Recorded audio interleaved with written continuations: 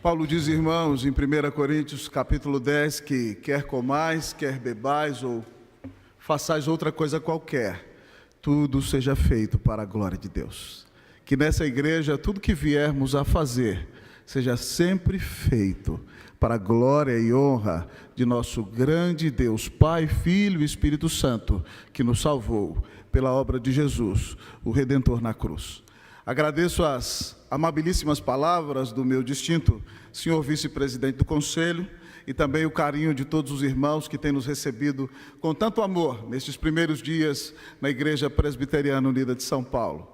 Rogamos ao Senhor que a graça e a paz dele seja sobre a vida de cada um dos membros desta querida igreja, de cada ovelha do nosso rebanho. Que cresçamos juntos no conhecimento do Senhor, que o amemos mais e que a nossa vida seja usada sempre para que muitas pessoas conheçam o Salvador. Também damos as boas-vindas aos amados de nossa congregação lá de Caucaia. E amanhã chega a São Paulo o seminarista Davi, que também está muito desejoso de trabalhar com vocês e aqui na igreja conosco.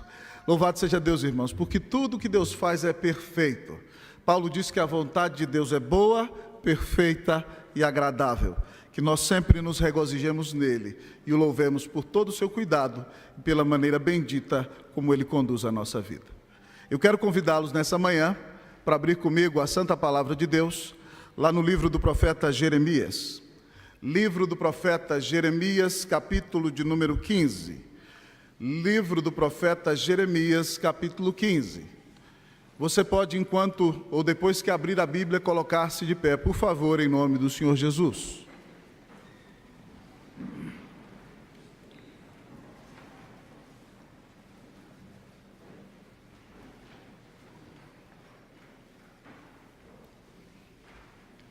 Jeremias, capítulo 15.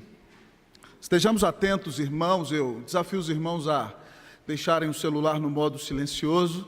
Ninguém precisa acessar o Facebook agora. O Senhor também não vai mandar uma mensagem de WhatsApp para você. Ele vai falar com você na pregação. Então, que nada te atrapalhe nessa manhã de ouvir aquilo que o Senhor Jesus tem para abençoar a sua vida, a sua família, o seu coração. Assim diz a palavra do Senhor, nós começaremos a ler a partir do versículo de número 18. Assim diz a palavra de Deus.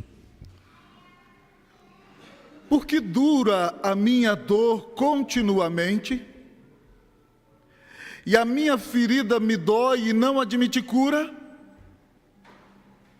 Serias tu para mim como o ilusório ribeiro, como águas que enganam?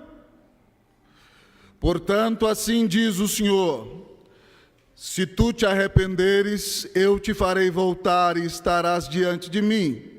Se apartares o precioso do vil, serás a minha boca, e eles se tornarão a ti, mas tu não passarás para o lado deles. Eu te porei contra este povo como forte muro de bronze. Eles pelejarão contra ti, mas não prevalecerão contra ti, porque eu sou contigo para te salvar, para te livrar deles, diz o Senhor. Arrebatar-te-ei das mãos dos iníquos, livrar-te-ei das garras dos violentos. Oremos ao Senhor uma vez mais. Senhor nosso Deus, amantíssimo Pai Celestial, nessa manhã, com o coração compungido e contrito, nós nos colocamos de pé em Tua casa, em reverência para contigo, para ler a Tua palavra. Ó Deus, já sabemos que Tu começaste a falar conosco, ó Deus, ó Pai, por meio da leitura da mesma. E pedimos-te, Deus, ó Pai, que nos laves de qualquer pecado nessa manhã. Que nossas iniquidades não façam separação entre o Senhor nosso Deus e nós. Mas que nessa manhã o Senhor traga quebrantamento à nossa alma. O Senhor conduziu, Deus, ó Pai, a liderança da igreja a aprovar como tema para este ano uma igreja reformada e revitalizada. E nós começamos, Deus, ó Pai, com o desafio de ser uma igreja arrependida. E é por isso, Deus, que a começar pelo pastor da igreja, ó Deus, nós batemos no peito e dizemos, tem misericórdia de nós, pecadores. Ó Deus, tem misericórdia de nós. Nessa manhã, Senhor, fala a nossa alma, fala o nosso coração. E se tem alguém aqui que anda distante, que anda longe, existencialmente, ainda aqui presente corporalmente, que nessa manhã o Senhor toque esse coração, que essa vida se aproxime do Senhor, e que essa pessoa, esse irmão ou irmã, não deixe de crer que o Senhor é bom, que o Senhor é misericordioso, que o Senhor está conosco, que o Senhor deu Jesus por nós.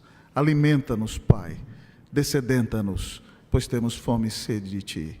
É o que te pedimos, em nome de Jesus. Amém. Assentai-vos, queridos irmãos e irmãs.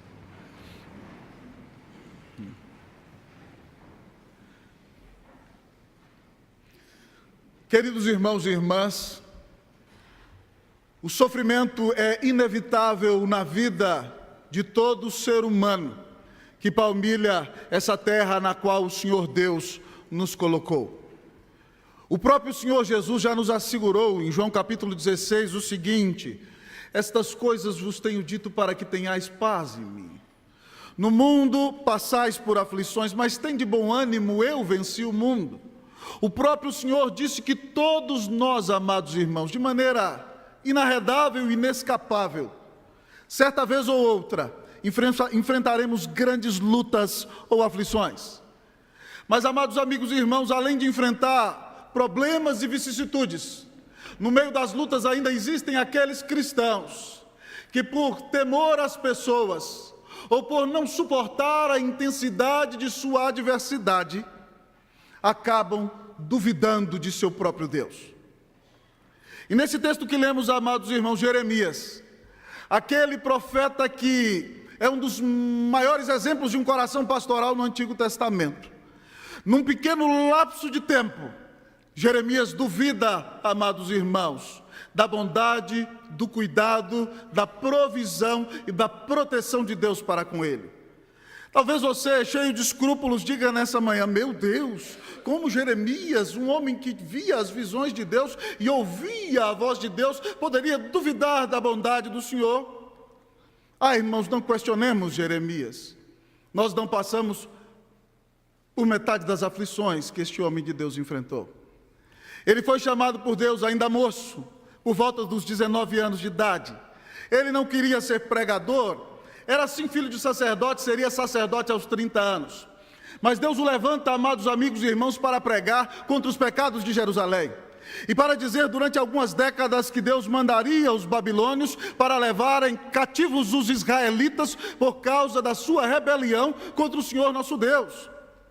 E Jeremias, amados irmãos, foi fiel no anúncio da palavra de Deus. Mas pensem comigo como sofre esse jovem homem.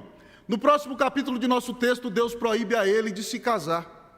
E disse a ele que ele não poderia ter família e nem ter filhos. Se não bastasse, amados irmãos, ele prega a palavra com tanto zelo e fidelidade que ele é perseguido pelo povo, acusado de ser o pregador das mensagens duras. Ele é um homem conhecido como profeta chorão, porque ele chorava por causa dos pecados do povo. Em 3 oportunidades ele intercede ao Senhor pelo povo, mesmo com o próprio Deus dizendo: não interceda, eu não vou responder a sua oração, eu vou castigar esse povo. Ah, amados irmãos, Jeremias é muito perseguido. Em muitas oportunidades deste livro do profeta, nós encontramos o povo de Israel tramando a sua própria morte. Os seus familiares zombaram dele, os seus melhores amigos o difamaram. Ah, amados irmãos, ele foi perseguido muitas vezes. Em certa oportunidade, ao pregar no templo, ele foi amarrado num tronco e teve a sua face golpeada pelo líder do próprio templo. Em outra situação, amados amigos e irmãos, ele é lançado no cárcere. E em outra oportunidade, jogado até dentro de uma cisterna para morrer lá. E depois de tirado daquele lugar, sem querer, ele é levado para o Egito. E vive uma vida de perseguição, de luta, e é zombado até a sua velhice. Ah, amados irmãos, esse homem de Deus sofreu muito. E é por isso que, nesse capítulo, no qual ele desabafa com o Senhor, abrindo o seu coração, porque os judeus o estão perseguindo e tramando a sua morte, que em determinado momento de sua queixa, Jeremias tropeça e acaba duvidando de Deus. Vejamos o versículo 18 que diz: por que dura a minha dor continuamente? E a minha ferida me dói e não admite cura? Quando fala de dor aqui, amados irmãos, ele está falando de dor emocional, de dor existencial. Esse é o termo da palavra no hebraico. Mas quando usa a expressão ferida, está falando sim de uma ferida física. E ele diz que a sua dor é contínua, ninguém pode curá-la. Ele diz, amados irmãos, que a sua ferida não admite cura. E naquele lapso, então, amados irmãos, de angústia, ele diz ao próprio Deus: serias tu para mim como um ilusório ribeiro? Senhor, será que tu não tens água para dessedentar a minha alma? Mas ele diz mais: serias tu para mim como um ilusório ribeiro, como águas que enganam? Deus tinha usado esse homem para profetizar no capítulo 2 que 2 males o povo de Israel tinha cometido. Tinham abandonado o único Deus, que era o manancial de águas vivas, e cavaram para si cisternas rotas, cheias de lodo e barro, que não podiam reter as águas, adorando falsos deuses e ídolos, amados amigos e irmãos. Agora aqui o próprio profeta, em seu momento de angústia, ele diz: será que tu me amas, Deus? Será que tu dessedentas mesmo a minha alma? Será que tu podes saciar a sede do meu coração? Será que estás ao meu lado? Será verdade que permaneces comigo? Não me abandonaste, Senhor? Estás ao meu lado? Posso eu confiar em Ti? Ah, amados irmãos, vemos pintado diante de nós o quadro de quando o crente duvida. O que o crente tem que fazer, amados irmãos, quando ele passa por essa provação, por essa luta, por essa angústia de duvidar de Deus? O que fazer quando nós duvidamos de Deus? Talvez você já tenha duvidado de Deus. Talvez você expressou a sua dúvida publicamente, ou talvez você guardou esse sentimento terrível e de angústia somente no seu coração. E você se perguntava a si mesmo: será que eu sou um verdadeiro cristão? Quando o crente duvida de Deus, o que fazer quando nós duvidamos de Deus, amados irmãos? O que o crente deve fazer quando ele duvida de Deus? Em primeiro lugar, amados irmãos, o texto nos diz que ele precisa se arrepender. Quando o crente duvida de Deus, ele precisa se arrepender. Olhemos para a palavra do Senhor no versículo de número 19. Versículo de número 19. Os irmãos lerão para mim o versículo 19 até ao pronome que diz aqui: estarás diante de mim. Por favor, a igreja vai ler esse texto. Leiam, irmãos, 1, 2, 3.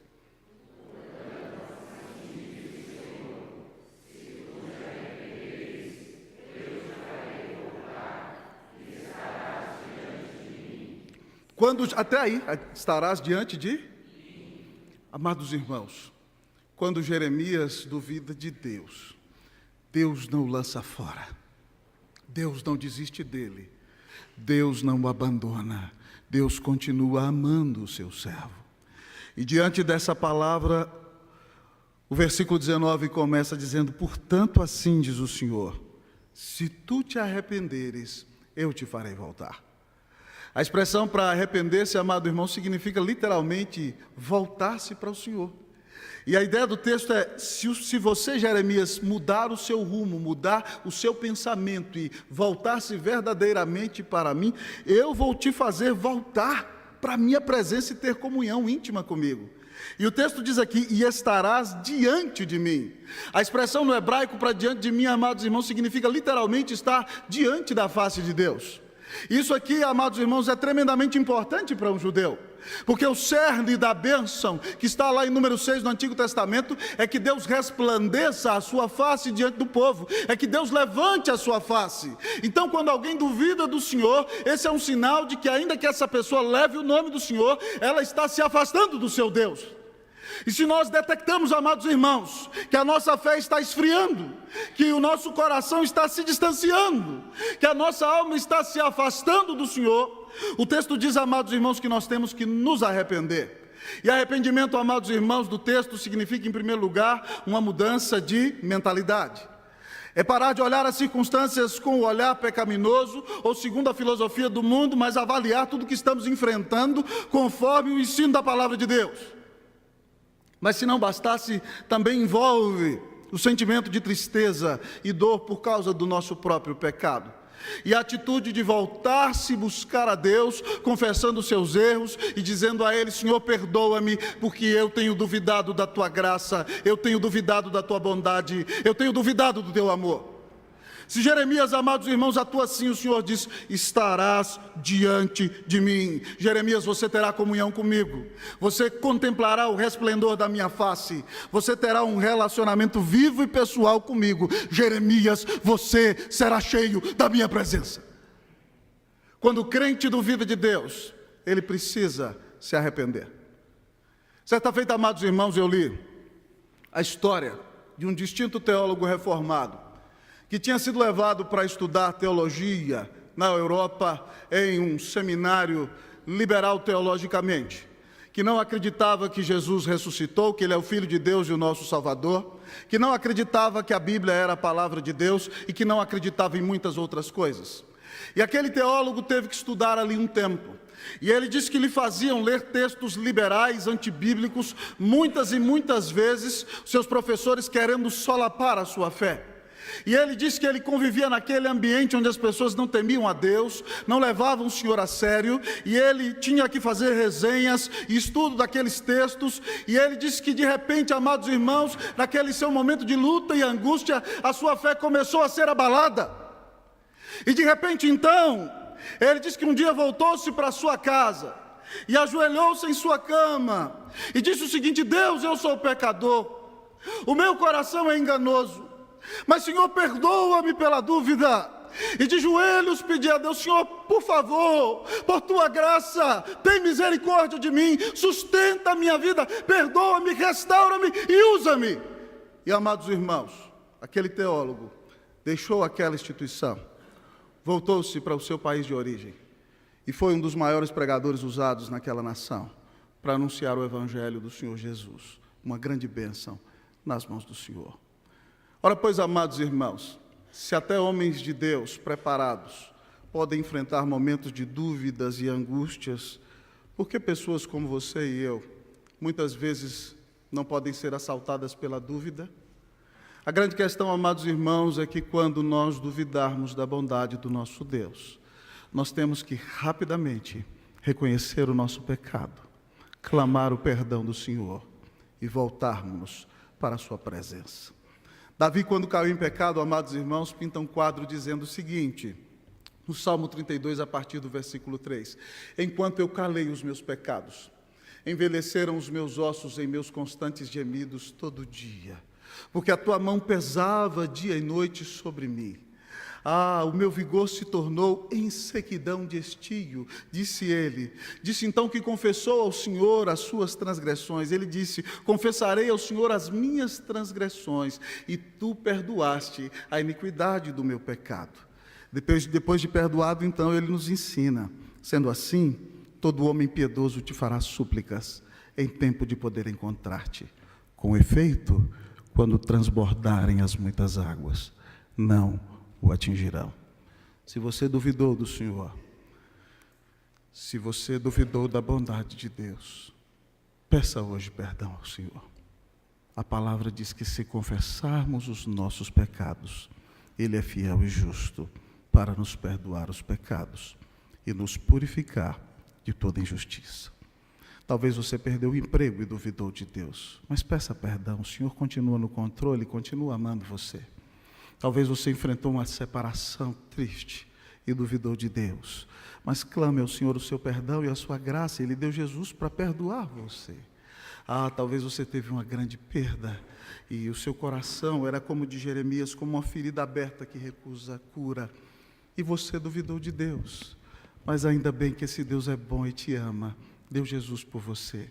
Confesse hoje o seu pecado, Ele há de te perdoar, restaurar a tua fé, reanimar o teu coração e conduzir a tua vida na presença dEle a cada dia. Que Deus nos abençoe, que nós sejamos homens e mulheres que têm sua fé restaurada no Senhor Jesus durante cada dia de suas vidas. Amém, amém e amém. Você que está aí na galeria, alguma vez você já duvidou de Deus? Ou você que nos assiste hoje aí na sua casa, alguma vez Você já duvidou de Deus?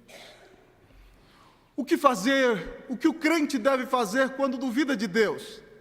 O texto diz inicialmente, ele deve se arrepender. Mas o que o crente deve fazer quando duvida de Deus? Ele deve se consagrar. O que o crente deve fazer quando duvida de Deus? Ele deve se consagrar. Olhemos para a palavra, amados irmãos, versículo de número 19 ainda. A igreja lerá todo o versículo nesse momento. Eu lerei, portanto, com vocês, e vocês continuam lendo todo o versículo 19. Assim diz a palavra de Deus. Portanto,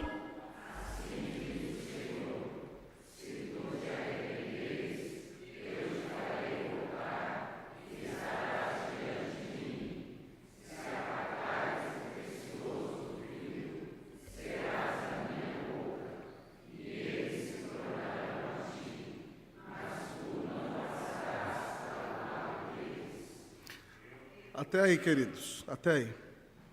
Na segunda metade do nosso versículo, o Senhor diz que a segunda atitude de quem duvida de Deus, que a segunda atitude que quem duvida de Deus deve ter é se consagrar. O texto diz que Jeremias tem que apartar o precioso do vil. Ele tem que separar, e a expressão do texto é tirar do meio daquilo que é ruim, o que é verdadeiramente bom. Ele tem que aprender a discernir a bondade de Deus, a providência de Deus, o cuidado de Deus, ainda no meio da crise. Ele não tem que se adaptar ao que é vil. Ele não tem que moldar a sua mente a uma consciência de pecado. Ele não tem que abandonar a Deus porque está enfrentando adversidades, não. Ele não tem que abandonar o Senhor porque Judá abandonou o Senhor de forma alguma, ou porque ele está sendo perseguido porque o povo abandonou a Deus, não. Ele tem que saber apartar o precioso do vil. Ele tem que buscar uma vida piedosa. Ele tem que confiar no seu Deus. Ele tem que viver uma vida santa, ainda que todos os que estão ao seu redor queiram se afastar do Senhor. O Senhor, na sua condicional, diz a ele: se apartares o precioso do vil, serás a minha boca. Jeremias, se você se consagra, meu filho, eu vou continuar usando você como profeta, e você vai ser uma grande bênção nas minhas mãos. Mas o Senhor diz mais a ele: se você se consagra e abandona o que é vil, abandona o pecado, abandona uma vida longe de mim, uma vida que me desagrada, e se consagra, e se santifica, e vive uma vida preciosa para mim, olha o que o Senhor diz a ele, irmãos. O Senhor diz a ele o seguinte: esse povo vai se tornar a você. E a expressão para tornar-se aqui, amados irmãos, é a mesma expressão usada para arrepender e voltar no mesmo versículo. É o mesmo verbo usado lá no Salmo 126, quando diz que o Senhor restaurou a sorte de Sião. O Senhor trouxe de volta os cativos de Sião. A ideia do texto, amados irmãos, é o seguinte: que se Jeremias se consagrar, Deus vai fazer com que o povo se torne a Ele, e aqueles do povo que são do Senhor vão se humilhar e vão se submeter à mensagem da palavra de Deus pregada pelo profeta fiel. Ele diz o seguinte: tu tornarás, eles se tornarão a ti, não serás tu que tornarás, o mesmo verbo, que passarás para o lado de quem está distante de Deus. Que bênção maravilhosa, amados irmãos. O Senhor está prometendo ao profeta que se ele se consagra, ele vai ser a boca de Deus, o representante de Deus. Mas mais do que isso, aqueles que são verdadeiramente de Deus se voltarão a ele, serão abençoados pelo seu ministério e se aproximarão da presença do Senhor. Ele disse: Jeremias, se você se consagra, você não vai se desviar. Pelo contrário, aqueles que estão longe de mim se voltarão a ti e se voltarão à minha presença por intermédio da sua vida. O texto nos ensina, amados irmãos, que quando o crente duvida de Deus, ele deve se consagrar, ele deve se apartar de uma vida de pecado, ele deve buscar a presença do Senhor. Um dos maiores conselheiros bíblicos, amados irmãos, da atualidade é o reverendo Paul David Tripp, que é um dos pastores auxiliares da 10ª Igreja Presbiteriana da Filadélfia, e é um dos maiores conselheiros bíblicos no mundo hoje, professor de aconselhamento bíblico. E eu estava lendo o livro dele sobre a crise da meia-idade, que aparentemente afeta os homens, mas também pode afetar as mulheres. E em determinado momento de seu livro, Paul David Tripp conta a história de um homem que vinha à igreja, que dava o dízimo, que aparentemente era um cristão fiel, e que era um bom funcionário no seu trabalho. Mas naquele momento da crise de 2008, que afetou o mundo inteiro, amados irmãos, aquele homem perdeu o seu emprego. E durante 6 meses ele continuou firme, indo à igreja, realizando o culto doméstico com a sua família, sendo fiel nos seus dízimos e dando testemunho como cristão. Mas depois dos próximos 6 meses, aquele homem começou a se revoltar. E ele então parou de ler as Escrituras, ele parou de orar, ele parou de estudar a palavra com a sua família. E de repente ele parou de frequentar a igreja. E depois, amados irmãos, de 6 meses, tendo enviado o seu currículo para distintas empresas, ele que esperava que seria contratado facilmente, não foi.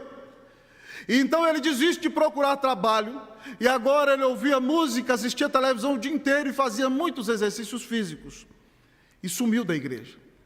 E ele começou a sumir de casa, e a sua mulher não sabia onde ele estava, e os seus filhos não sabiam onde ele andava. Depois de 6 meses, amados irmãos, aquele homem é encontrado pela sua esposa em flagrante adultério. E ele então olha para ela e diz: eu agora não creio mais na Bíblia, eu não creio em Jesus, eu não creio em Deus. O que aconteceu, amados irmãos? A rebelião no coração daquele homem, a revolta contra Deus, o levou, amados irmãos, ao pecado. E o pecado na sua vida, então, o levou à derrocada da incredulidade. Amados irmãos, nós não podemos flertar com o pecado. Porque, amados irmãos, o salário do pecado é a morte. Então eu quero lhe desafiar em nome do Senhor Jesus a não nutrir rebelião contra Deus no seu coração. Porque se você começar a nutrir rebelião contra Deus no seu coração, você ouvirá a voz do maligno que dirá a você: será que Deus te ama mesmo?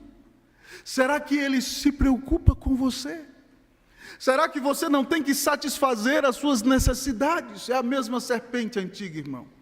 Será que você não tem que resolver os seus próprios problemas? O Senhor não se preocupa com você. E de repente, irmão, você cai no conto da serpente e peca, e o seu coração se esfria, e você se afasta de Deus, e vai estar longe do Senhor, recebendo o salário do pecado, que é a morte. Meu irmão, em nome de Jesus, o pecado mata. Não flerte com o pecado, não o leve para jantar, não o convide para entrar em sua casa, não o leve para o cinema. Amado irmão, a Bíblia diz que nós somos pecadores, mas se nós cremos em Jesus, ainda que o velho homem esteja aqui, ele já não tem mais domínio sobre nós. É como dizia o grande teólogo do passado: nós temos como se nós tivéssemos 2 cachorros dentro de nós, um cachorro do bem e um cachorro do mal, e ambos estão se degladiando e brigando. Qual deles, amados irmãos, vencerá a luta? Qual deles, Davi? O que estiver mais alimentado. Se nós alimentarmos o nosso coração com a palavra de Deus, com uma vida de oração, com uma vida de piedade, com ouvir a palavra de Deus, irmãos, ainda que o inimigo venha bater a nossa porta, ainda que as tentações nos assolem, ele baterá em retirada para a glória e honra do nome de Jesus. Um dos grandes pastores que eu admiro do século XIX foi Robert Murray McCheyne, pastor em Dundee, na Escócia, pastor presbiteriano, exímio teólogo, mas homem muito piedoso. Deus usou para trazer um grande reavivamento na sua cidade e no seu país naqueles dias. Um homem que buscava tanto a Deus, formado com Horácio Bonar, Andrew Bonar, os melhores teólogos escoceses, mas muito piedoso. Os historiadores dizem que quando McCheyne subia no púlpito e olhava para o povo, ele estava tão cheio do Espírito Santo de Deus, amados irmãos, que o povo somente ao olhar para o seu pastor já se derramava em lágrimas de quebrantamento na presença do Senhor. Certa feita, pregando na ordenação de um pastor, McCheyne disse para o jovem pastor o seguinte: meu filho, o que o seu povo mais precisa, o que o meu povo mais precisa é da minha santidade. Um ministro santo é uma arma poderosa nas mãos de Deus. Parafraseando o grande pregador, eu quero dizer para você, meu irmão, que o mundo mais precisa são de cristãos santos. Um cristão santo é uma arma poderosa nas mãos de Deus. Comece a ler a Bíblia, comece a orar, comece a buscar a face do Senhor, lute contra o pecado, Dedique-se ao Senhor e você verá o Espírito Santo enchendo o seu coração. E de repente a sua vida, meu irmão, não passará desapercebida, mas você será uma grande bênção, onde o Senhor te colocar, para a glória e honra do nome de Jesus. Consagre-se hoje ao Senhor. Há algum pecado escondido na sua vida, meu irmão? Há algum erro com o qual você está flertando? Você tem dito, ninguém tem nada a ver com a minha vida privada. Dentro de casa eu faço o que eu quiser. O Deus que mandou o Filho dele morrer na cruz por você não pensa do mesmo jeito. Então, se nessa manhã há alguma coisa errada na sua vida, clame o perdão de Deus. E diga, Senhor, me ajuda a me consagrar para Ti, porque se Tu fizeres, meu irmão, a sua vida vai ser uma grande bênção, para a glória e honra do nome de Jesus. Alguma vez você já duvidou de Deus? O que o crente deve fazer quando ele duvida de Deus? Em primeiro lugar, o texto nos diz que quando o crente duvida de Deus, ele deve se arrepender. Em segundo lugar, o texto nos disse, amados irmãos, que quando o crente duvida de Deus, ele deve se consagrar. Mas em último lugar, amados irmãos, o texto nos diz nesta manhã, que quando o crente duvida de Deus, ele deve voltar a crer.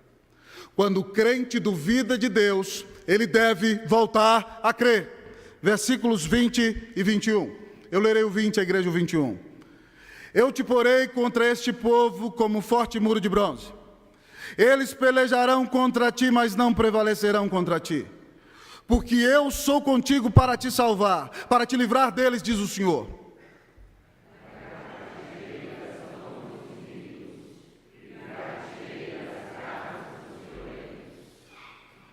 Queridos irmãos e irmãs, Deus faz promessas para Jeremias. E a implicação óbvia do texto é que quando Deus faz promessas para Jeremias, significa que ele deve voltar a crer. Veja bem, Deus diz a ele, eu vou fazer de você um forte muro de bronze.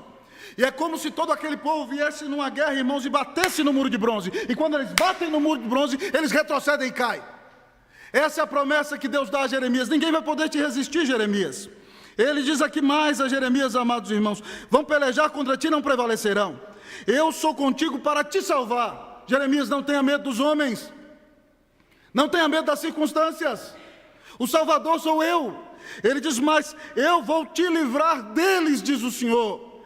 Jeremias duvidou de Deus, irmãos, sabem por quê? Porque para ele os homens se tornaram muito grandes e Deus se tornou pequenininho.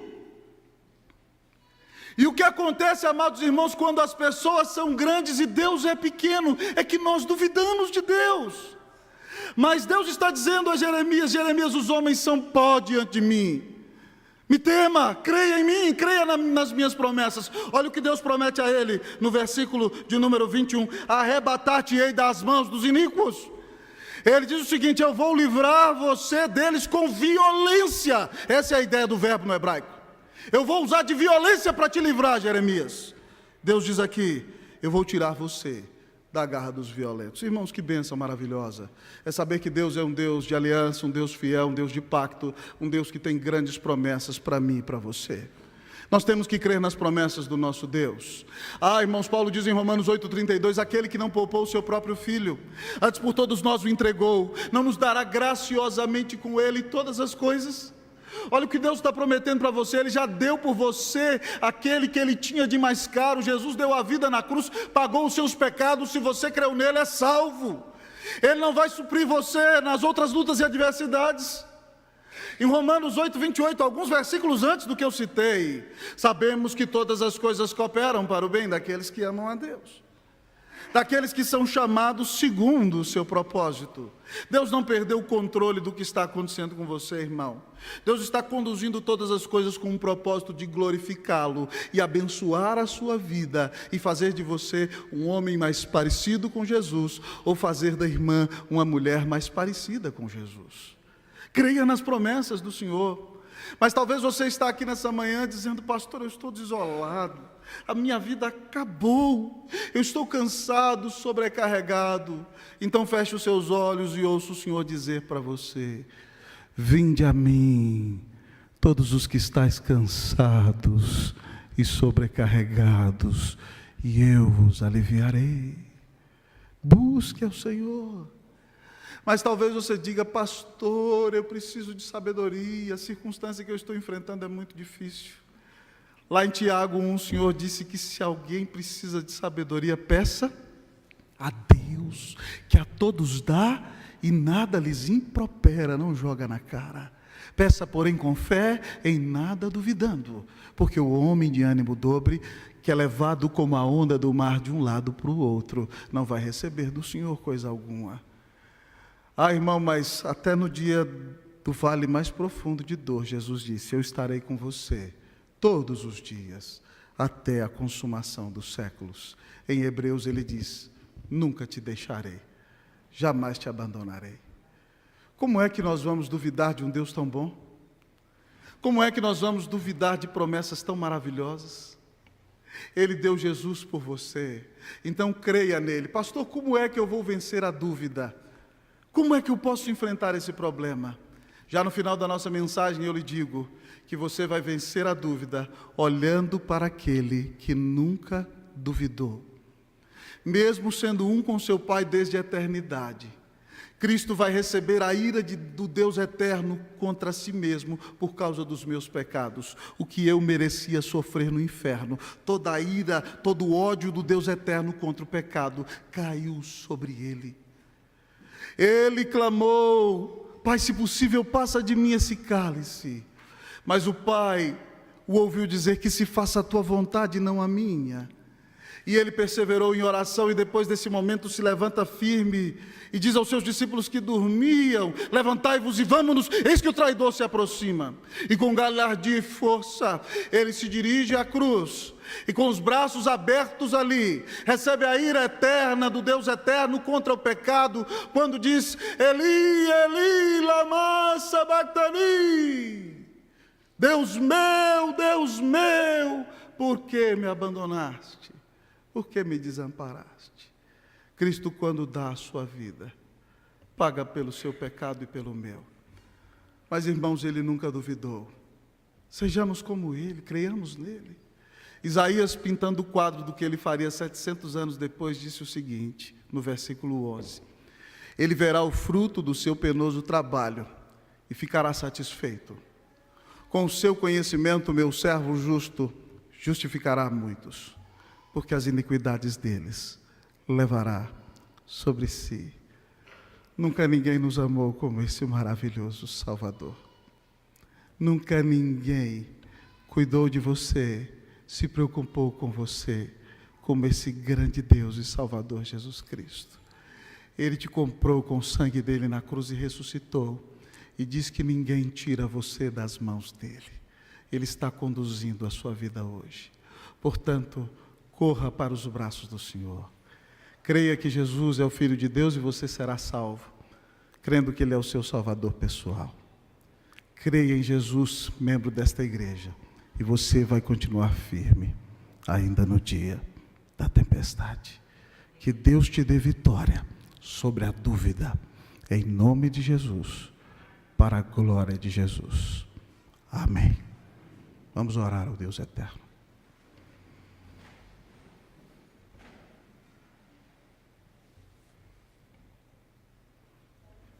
Eu quero convidar você a confessar o seu pecado nessa manhã.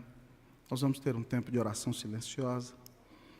Se você duvidou de Deus, se você olhou para as circunstâncias, se você olhou para os homens, peça perdão ao Senhor nessa manhã.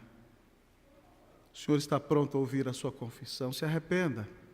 Se você está longe de Deus, vivendo uma vida dupla de pecado, de sujeira, peça perdão hoje.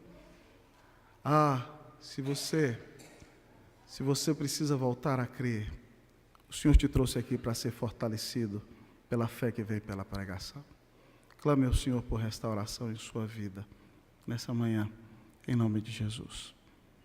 Nós vamos orar ao grande Deus nessa manhã. Nós vamos ter 2 orações antes da ceia do Senhor. Eu vou pedir ao nosso presbítero Jovino que nos conduza a Deus na oração. Presbítero Jovino, por favor, coloque-se de pé. Vou pedir aos irmãos que levem o microfone até ele.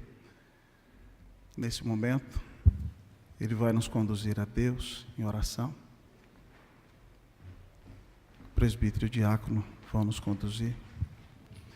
Depois que o presbítero já ouvir no horário, eu vou pedir a minha irmã Cleusa, que é minha esposa também, para nos conduzir a Deus numa oração. E logo em seguida eu convido nossos presbíteros para que desçam, para que participemos da mesa do Senhor. Oremos ao Senhor.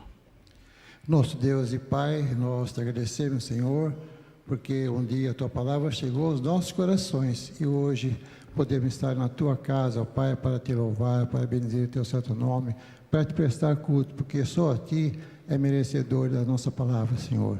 Fica conosco nessa hora, Senhor. Queremos te pedir perdão, Senhor, por aquilo que temos feito, Pai, e por aquilo também que temos deixado de fazer diante de Ti. Sei com cada um de nós, ó Pai, abraça os nossos corações, permita, ó Deus, que possamos, nesse ano que está iniciando, melhor te servir na Tua casa, ó Pai, prestar, Senhor, a palavra que o Senhor deixou nos nossos corações. Permita, ó Pai, que possamos levar essa palavra àquelas pessoas que ainda não te conhecem e que elas possam chegar diante de Ti. Ser conosco nessa hora, Senhor, nos abençoe, nos guarde. É o que te pedimos, ó Pai amado, em nome de Jesus. Amém.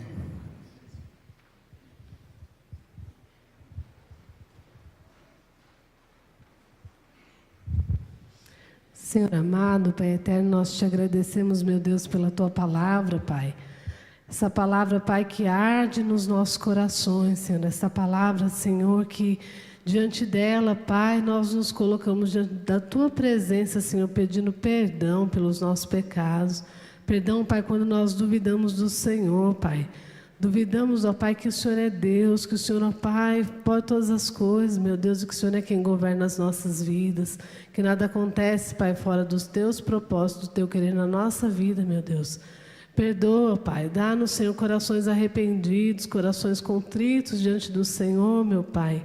Lhe peço, meu Deus, que o Senhor nos visite, que o Senhor visite a nossa vida, Pai, que nós não amemos o pecado, Senhor, na nossa vida, que nós venhamos a odiar o pecado e nos consagrarmos ao Senhor, ó Pai, para sermos usados pelo Senhor, para sermos instrumentos santos nas Tuas mãos, ó Pai, para que outras pessoas Te conheçam, para que mais vidas, Senhor amado, conheçam o nosso Senhor e Salvador Jesus, Pai.